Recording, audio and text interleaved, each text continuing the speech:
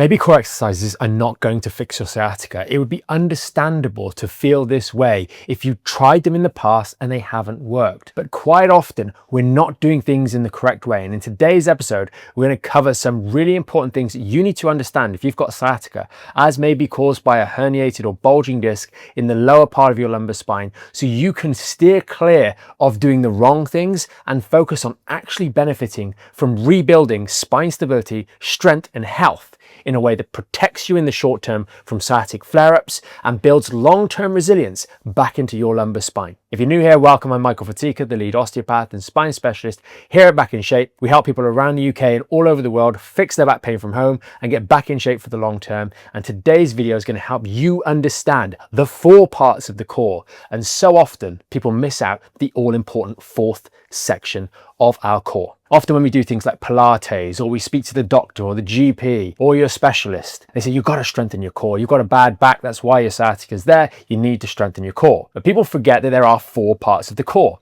And often only the first 3 are the ones that are addressed. We think of the front of the core, we think of the side of the core, and most of the time people will focus on those. If we're lucky, they're going to work on the back part of the core, all of the muscles on the back here. But all too often, there is no addressing, no building of the resilience to the most important part of the core, which is the spine that runs through the middle, the core of the core. There is nothing within this rehab that is addressing this part. And this is where rehab goes so wrong. We think about all of the different muscles. We've got the psoas major muscle on the front of the spine. We've got the rectus abdominis, the obliques, internal and external. We've got the transverse abdominis. We've got our lats coming down from above, and arguably we've got our glutes coming up from below and blending with that thoracolumbar fascia. I'm throwing around a bunch of different muscles and this, that, the other for you guys. We're always focusing on the muscles, and rightly so. We need to strengthen these. But if we miss out the spine, then we're missing out the fundamental. It's like building a house on terrible foundations. If we're going to have an effective core strengthening program to actually help our spine, then we have to be addressing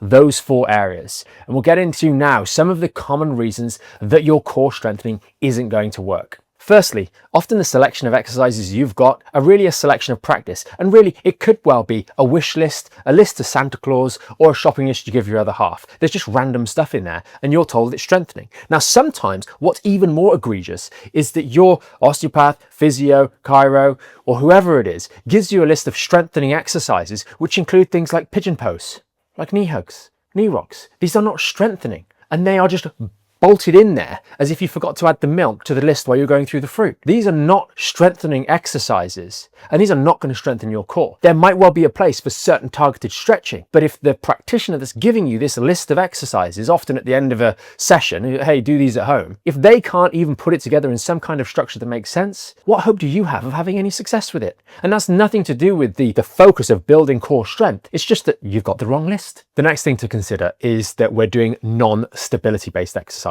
Now, this might be an abdominal crunch. It might be a Russian twist. It's a movement where we are bending or twisting the spine in one direction or other to activate the muscle and strengthen the muscle. These are very different to stability-based exercises where we are focusing on maintaining a stillness in this midsection against being off balance. For example, we could take the dead bug, which we'll cover again in a moment. The purpose of the dead bug is to recruit the core musculature to focus on holding this spine dead still as you go through the movement of the legs. And we teach it modified, so we're just focusing on the legs. We're using our hands for other things. There's a reason for that, which we explain in the dead bug tutorial video, which you can check out in the link down in the description. But this is a stability exercise, and often things like doing abdominal crunches and doing Russian twists and doing other forms of leg raises where we're bringing our pelvis up and off the floor, these sorts of things are not stability building. They're just contracting or concentric exercises. And quite frequently with the core, they involve a lot of forward bending, and often forward bending with a bit of twisting as well, which is a bad idea. Now, sometimes you might actually be given the correct exercise, going back to the dead bug.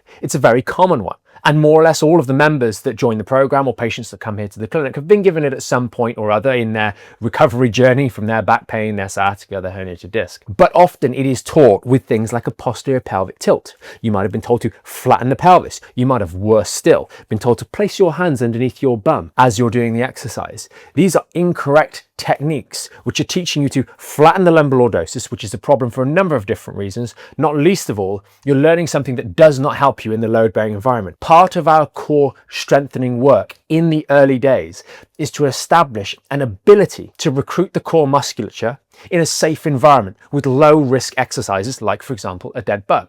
We can go wrong a little bit. We let the back arch a little bit, it hurts, but we're not causing any major damage. We're learning good stability in a neutral position, which then can be transposed into the upright environment. Later on, we might be doing squats with some element of load. And if we've only ever learned to engage our core by tucking our pelvis under, we're going to create a real problem when we start adding load. Now, there are other incorrect cues on various exercises like this, but if you just have the guiding North Star of maintaining a neutral spine with your spine stability exercises, you're going to do very well. As we mentioned from the outset of this video, the absence of considering strengthening the actual spine's ability to load bear is probably one of the biggest missing parts of most of your core strengthening exercises. And if most of your core strengthening that you were doing, assuming it wasn't doing the wrong sort of exercises and stretches, which aren't strengthening, if it was the right sort of exercises, say we're doing some spine stability work, say we were doing the dead bugs, done correctly with the correct form, if we don't have that load bearing tolerance work in our rehabilitation, that is progressive.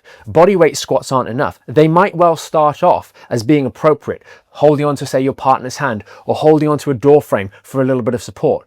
Those squats can be really vital starting points, but there needs to be some element of progression into the load bearing environment, challenging those discs in your lumbar spine to load bear in safe ranges, aggravation free, maintaining correct choreography so we can actually strengthen the spine itself. Because lying on the floor doing endless Pilates exercises or going on the reformer or doing other ab stuff on the floor is not building a measurable increase in your spine's ability to bear load. The final reason that your core exercises just haven't helped you is probably applicable in most of these cases, and that is simply that it is not strengthening. There are no strengthening exercises. I repeat, there are no strengthening exercises. Strengthening, perhaps better put, is the outcome that one gets when they train at a significant level for a significant period of time.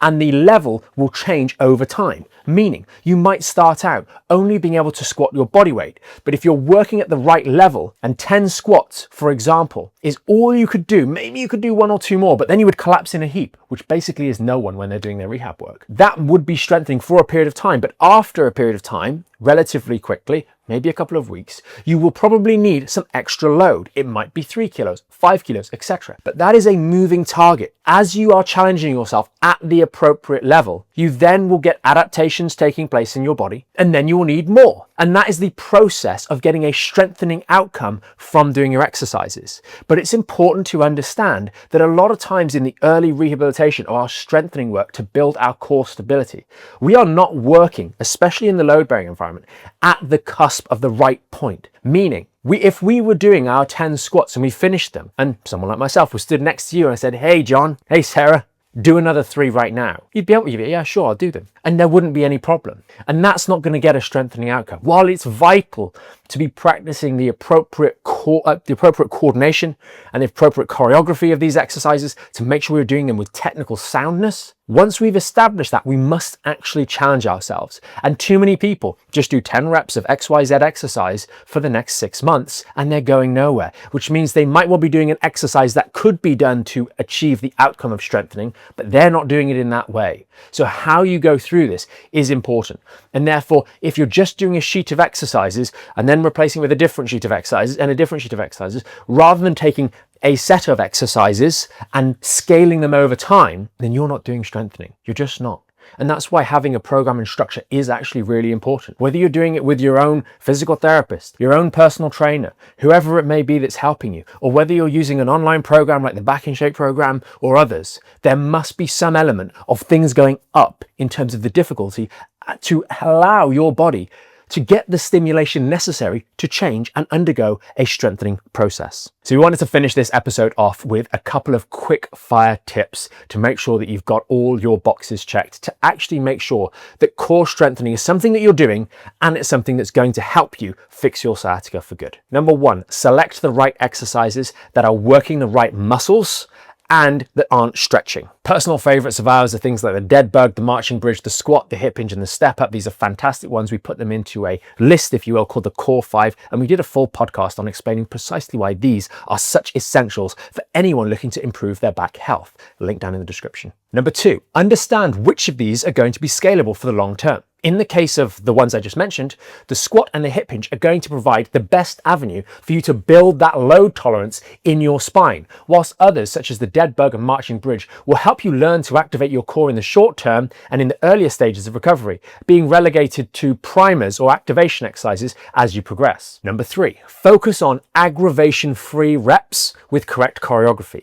Your technique is vital, and before we start challenging ourselves in a significant way, we must establish rock solid technique that does not aggravate our sciatica, our back pain, our buttock pain, the nerve referral that might be going into our legs. Point number 4 is following on from the last one. You should be maintaining a neutral spine, meaning your spine should not bend. And this follows nicely on from the last one in that if you allow your spine to move on the squat, on the dead bug, marching bridge, or the step up, you will likely find you experience some pain. And that is a cue to say, I failed to maintain a neutral spine. Let's try again and get it just right. Point number 5 is to ensure that we do have spinal loading baked into the process.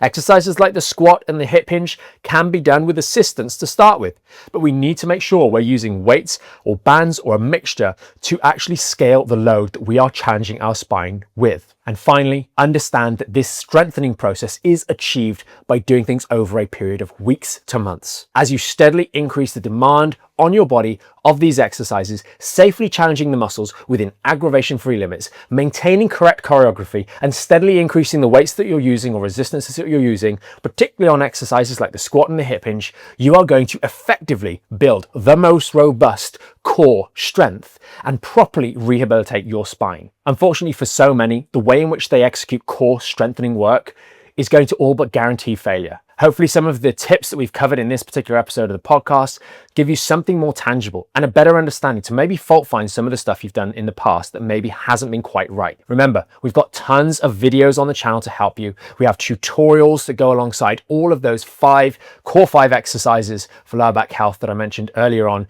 in the podcast. And those tutorial videos can show you how to do this in a little bit more of a succinct and tailored way to customize which one of those exercise variations you're going to be doing for you. Check out the links on the YouTube channel to those particular tutorials. And of course, if you need more help and structure and support, then check out the link to the Back in Shape program, learn a little bit more about the membership, how we can help you guys with the structure of the program and the support along the way. That makes all the difference. And we look forward to helping you in the future. And until next time, have a great day.